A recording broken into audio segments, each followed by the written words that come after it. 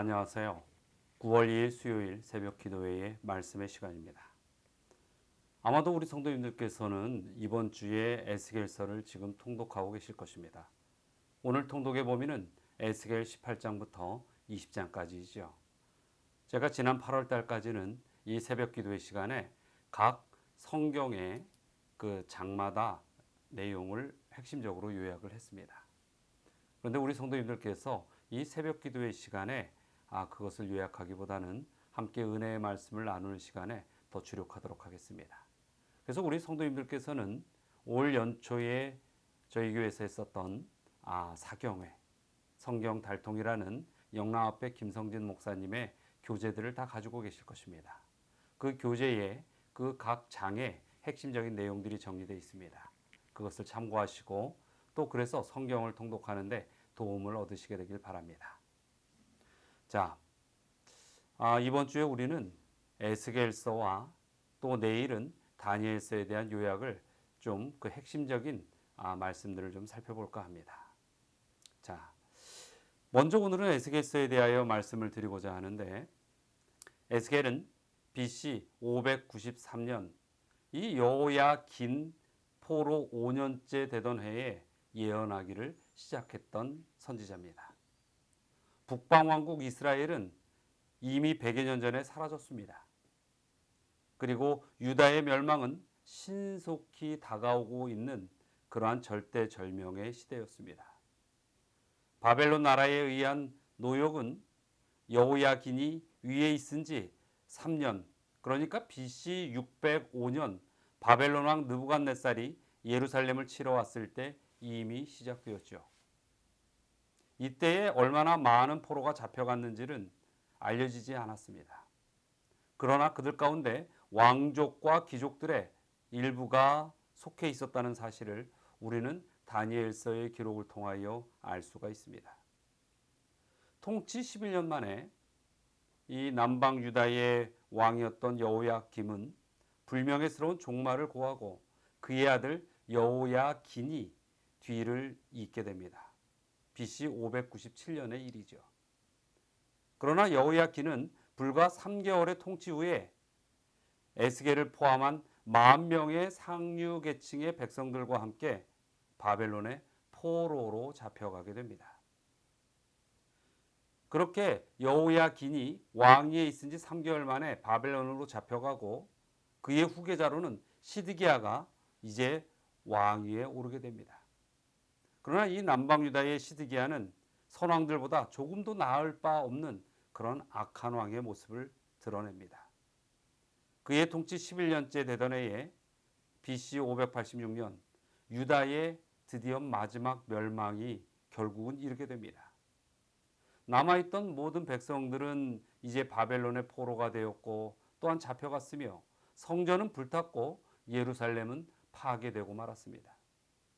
이 당시 아직 청년이었던 에스겔이 선지자 직분의 부르심을 받았던 때는 그렇게 혼란스러운 시기였던 것이죠. 에스겔의 그 세계를 바라볼 때에 에스겔은 제사장 가문에서 출생을 한 인물입니다. 그리고 좀 전에 살펴보았듯이 바벨론의 2차 침공 때에 포로로 바벨론으로 잡혀가죠. 포로로 잡혀간 지 5년 후에 그는 하나님의 종으로서 부르심을 받습니다. 그리고 그는 평생토록 선지자로서 또 제사장으로서 또 목회자의 일까지 겸직하는 그런 영적인 사역에 매여 있는 삶을 산 인물인 것입니다. 에스겔서의 이 기별을 살펴보면 하나님의 백성으로 하여금 바벨론의 이 포로의 쓰라린 경험을 하게 하신 하나님의 분명한 목적이 무엇인지를 에스겔서를 통하여 우리에게 들려주고 있습니다. 자, 이 바벨론의 포로 시대에 활동했던 큰 3명의 선지자들이 있습니다. 그는 예레미야, 에스겔, 그리고 다니엘입니다. 이 세 사람은 하늘의 목적을 사람들에게 나타내는 일에 기꺼이 헌신한 인물들입니다. 그리고 그것에 협력하도록 유도하는 백성들을 지도하는 이끄는 사명을 받았던 인물들이죠. 예레미야는 유다에 남아있던 유다인들에게 보내졌고, 에스겔은 이미 포로로 잡혀간 사람들을 위해 유사한 사명을 수행하였습니다. 그리고 다니엘은 느부갓네살에게 하나님의 뜻을 알리고 또 협력을 얻도록 궁정에서 이 바벨론의 궁정과 그 이후에 나타난 나라의 왕궁에서 활동하는 그런 사역에 보냄을 받은 하늘의 대사로서의 인물이었습니다.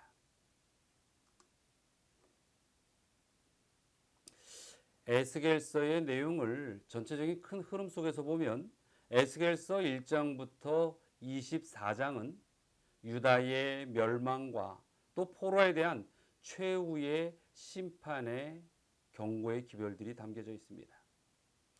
에스겔은 이 부분에서 심판과 멸망에 관한 것을 백성들에게 예언하죠.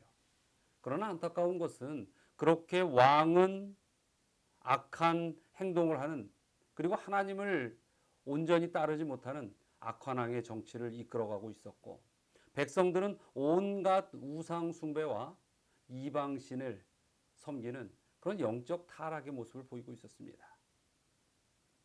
그러한 그들에게 이 에스겔을 통하여 기별이 주어졌지만 그들은 그 기별들을 수용하지 않았던 것이죠. 그리고 이 에스겔 25장부터 32장까지는 유다 주변국에 관한 심판의 내용이 나옵니다. 하나님의 백성들이 하나님을 따르지 못하는 것도 죄였지만 하나님을 알지 못하고 온전히 하나님에 대하여 대적되는, 하나님의 백성들을 괴롭히는 그 이방 민족들, 그들에 대하여도 하나님께서는 결코 그들이 온전치 못할 것을, 또 옳지 못하다는 것을 온전히 심판을 통하여 드러내는 기별들이 25장부터 32장에 나와 있죠. 그리고 에스겔서의 후반부인 33장부터 48장까지의 기별을 보면 이스라엘의 회복과 메시아의 소망에 관한 기별들이 백성들에게 주어집니다. 이 에스겔서에는 수많은 예언의 기별들이 나옵니다.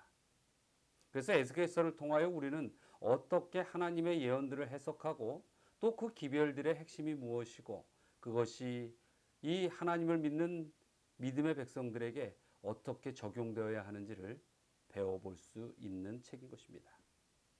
에스겔서의 교훈을 크게 요약하면 세 가지가 있습니다. 첫 번째는 이 땅에 죄가 가득할 때 하나님의 심판이 분명히 있다라는 것입니다. 그리고 또 두 번째는 그 심판 가운데는 살리는 심판, 그 심판을 통하여 깨우치고 돌이키고 돌아오게 하는 살리는 심판이 있고, 또 멸절의 심판, 온전히 순전한 악이라서 돌이킬 수 없는 그것에 대한 소멸을 선언하는 멸절의 심판도 있다라는 것을 우리는 교훈으로 얻을 수 있습니다. 그리고 세 번째, 가장 중요한 기별 중에 하나는 하나님의 백성들에게 온전히 그 죄가 크고 주홍 같을지라도 하나님께 돌이키면 용서와 회복이 준비되어 있다는 것입니다. 이 말이야말로 얼마나 희망의 기별이겠습니까? 정말로 이 에스겔의 기별을 통하여 우리는 지금 우리가 살고 있는 2020년 팬데믹의 시대에 참 잘 적용해 볼 수 있는 교훈들이 있음을 깨닫습니다.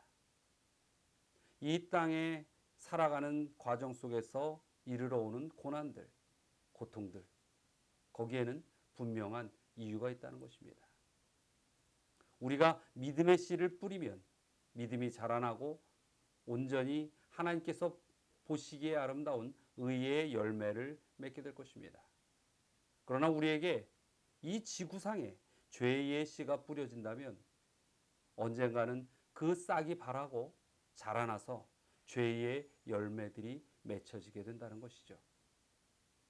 참으로 우리가 살아가고 있는 시간들, 이 시간 속에서 어쩌면 죄의 열매를 따버리고 죄의 뿌리를 잘라버려야 하는 그러한 경고의 기별들이 우리들에게 주어져 있지 않는가, 그런 생각을 해보게 됩니다. 그러나 우리 성도님들이시여, 이렇게 죄의 고통 속에 우리가 좌절하고 후회만 할 것이 아니고 하나님의 백성, 하나님에게로 돌아오는 백성, 하나님을 붙드는 백성에게는 분명코 회복과 메시아의 소망, 구원의 언약이 있다는 사실을 꼭 기억하시게 되길 간절히 바랍니다. 자, 오늘 이 말씀들을 생각하면서 세 가지의 기도 제목을 가지고 함께 기도하시기를 요청드립니다. 첫 번째는 하나님의 기별을 엄중히 받아들이며 살도록, 그렇게 우리의 영적 생활이 되도록 기도하시기 바랍니다. 두 번째는 코로나의 위협으로부터 교회가 지켜지도록 기도하시게 되길 바랍니다. 요즘 이 국가의 정책이나 모든 것들이 정말로 교회가 온전히 서는데 많은 어려움을 가져다 주게끔 하고 있습니다. 우리가 어느 때보다도 주의하고 또 육신의 강건함도 잘 보존하고 또 이럴 때라도 하나님을 향한 믿음이 흐트러지지 않도록 교회가 온전히 설 수 있도록 기도해야 할 것입니다. 그리고 세 번째, 강경철 장로님, 강광석 장로님 두 가정을 위하여 기도해 주시기 바랍니다. 자, 다 함께 기도하시겠습니다. 사랑과 은혜가 많으신 하나님, 진정 이 시대에 우리의 신앙이 하늘을 향하여 항상 두 손을 들고 무릎을 꿇을 수 있게 하여 주시고, 하나님께서 저희에게 주시는 이 시대적 교훈을 통하여 온전한 경고의 기별을 생명의 빛으로 받아들이게 하여 주시옵소서. 또 코로나가 전 지구를 고통스럽게 만들고 있습니다. 주님께서 온전히 원하신 바 뜻대로 이 모든 인류의 역사를 이끄시려 믿습니다. 그러나 주여, 바라옵는 것은 이 고통이 신속히 사라질 수 있도록 주의 도우심의 손길을, 은혜의 자비를 베풀어 주시옵소서. 그리고 코로나로 인하여 오직 하나님을 알지 못하는 세상의 수많은 힘들이 주를 경멸하거나 주님의 교회의 빛을 막아버리려는 그러한 일들을 행하지 않도록 주님 앞에 겸손케 하여 주시옵소서. 오늘 두 가정을 위하여 기도드립니다. 우리 강경철 장로님, 강광석 장로님, 주님께서 두 장로님의 영성과 생애의 강건함을 축복으로 허락하여 주시고, 그 가정에 사랑하는 아내, 우리 집사님들의 삶 속에서 또한 축복을 넘치게 부어주시고, 자녀들의 생애 속에서도 오직 주님의 복음의 빛이 그 인생을 이끄는 생명의 빛이 되도록 축복하여 주시옵소서. 오늘 하루를 살아가는 서울중앙 모든 가족들 진정 믿음 안에서 강건할 수 있도록 주의 축복의 은혜로 이끌어 주시기를 간절히 바라오며 예수 그리스도의 이름으로 기도드리옵나이다.